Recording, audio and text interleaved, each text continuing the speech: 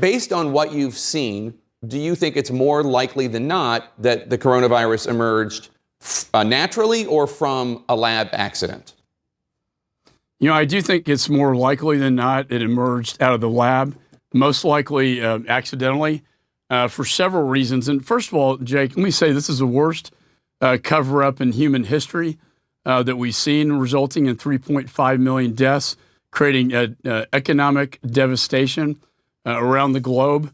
As you mentioned, though, it was just declassified that 3 of the researchers were actually hospitalized in November of 2019 with flu-like symptoms consistent with COVID. That was suppressed by the Chinese Communist Party. Since that time in December, they silenced and detained the doctors who were reporting a SARS-like virus, which under international health regulations had to be reported within 24 hours. They went and destroyed lab samples. They wouldn't admit it was human to human. And then working with the WHO, failed to report to the world that we had a local epidemic that was now going into a global pandemic. So time and time again, we're seeing this cover-up. A couple more facts here, that there were 2 State Department cables in 2018 that called into question the safety protocols at that lab.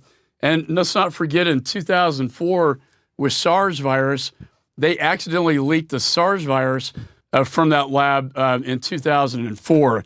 They were studying corona-like viruses from bats, genetically mutating them, and then trying to develop a vaccine for what would be a next wave of a SARS-like virus, almost precisely what COVID-19 is. So let me ask you, President Biden has ordered this 90-day review by the intelligence community to see what they think.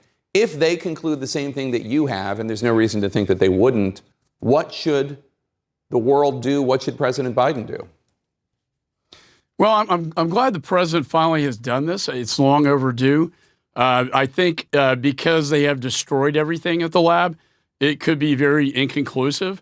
We have signals intelligence and human and other forms of intelligence, but it may not be 100%. But I think saying it's more likely than not is probably the right answer here.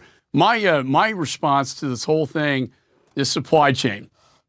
We need to pull our supply chain out of the region, that being medical supply, rare earth mineral supply, and a bill that's going through Congress right now, bipartisan, I'm working on, the Chips for America Act, advanced semiconductor chips, which are the brains and everything from your iPhone to the F-35.